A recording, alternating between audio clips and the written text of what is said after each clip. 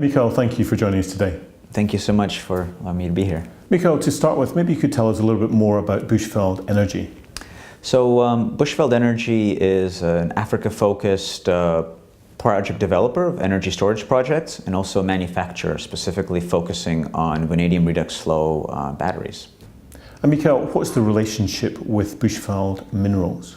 So together as a group, we're basically developing an integrated vanadium platform in South Africa. So on the upstream, which is the mining and processing, Bushveld Minerals is pursuing an acquisition right now of a Vametco, which already produces vanadium, and it also has one of the largest low-cost resources in terms of vanadium. So we've got an ability to scale up how much vanadium we supply depending on where the demand goes. And then the downstream, that's where the energy comes in. We actually drive that demand through energy storage and vanadium redox flow batteries. Now, Mikhail, tell us a little bit more about the energy storage marketplace. So it's a big market. It's a growing market. Look, energy storage is very important for a lot of reasons, right? We're seeing huge growth in California in the utility space. We're obviously seeing it used in electronics a lot. We're also seeing it used in electric vehicles, right?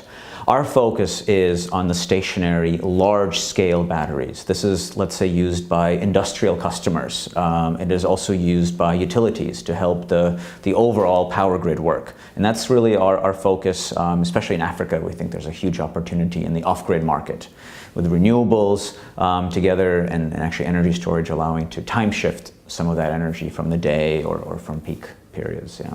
Mikhail, tell us more about the vanadium redox flow batteries and their future potential.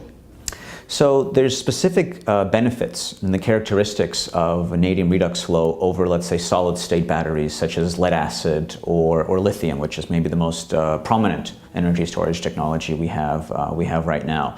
One of the big benefits of the vanadium battery is its lifetime. It's a 20-year system. The more you use it, it still lasts 20 years. The less you use it, it still lasts 20 years. So if you're looking for something that really lasts or something that you can use once a day, maybe even twice a day, it ends up actually being much cheaper, per cycle than those technologies. There's some additional benefits. For example, if you want to have more energy, vanadium flow is much better, much cheaper than solid state because those two things are decoupled. And a lot of it really comes from the unique chemistry of the vanadium. So obviously a huge potential for these batteries.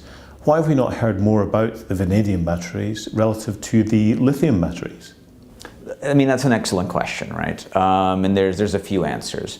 Part of it is just that lithium batteries are used in many more applications, computers, cars, electronics, and as well as potentially for some stationary applications. So that's one reason. The other is I think vanadium doesn't really have an Elon Musk yet. Another reason is, really there have been challenges to adoption of vanadium flow batteries. One has been the price of vanadium. It's been very volatile. We actually think this is where our integrated model addresses that. So we're actually solving for one of the historical challenges in the flow battery space. Maybe a fourth reason is there's been some technological innovation, specifically in the last 5 or 6 years. The electrolyte, which holds the energy, it's gotten much better. It takes up less space, and it can actually work in more temperature ranges. So that's a big plus. And then containerized solutions, right? That's also, you can just deploy it, and in 2 weeks you've got the system up and running. So it's another big change that we've seen. Why is Bushveld focusing on the African market? A number of reasons. One is we're there, right? So we've got the vanadium there, and we're physically there. So that's one benefit. Especially in South Africa, we think that being a local player, understanding what's going on is quite important. The second is we also understand the market, right? Africa is very different from developed markets because in most countries, the grid does not exist. So the opportunity is actually not just in the, let's say, private customers or in people's homes or to support the utility. It is really the off-grid opportunity. And the business model there is very different than what we're seeing in, let's say, China or the US or in Germany or even here in the UK recently. So that needs to be crafted and designed and really developed from the ground up. We think because of our experience and our capabilities, we're well positioned to do that. And a third reason is, look, if we weren't focusing on Africa, nobody else would. Everybody focuses on their home market. It would take years before people really started to focus energy storage on Africa. So I think we're trying to parallel the technical adoption. Well, Mikhail, obviously enormous potential as you're moving forward. What are the next steps and the key milestones for Bushveld Energy?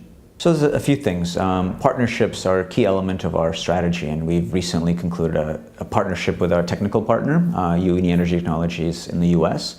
And then we've got a very important technical partner in South Africa as well, the Industrial Development Corporation.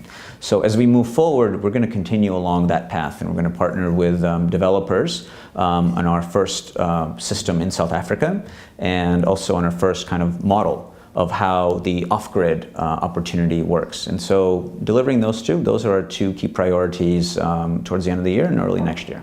Mikael, thank you very much for your time today. A very interesting overview of Bushveld Energy.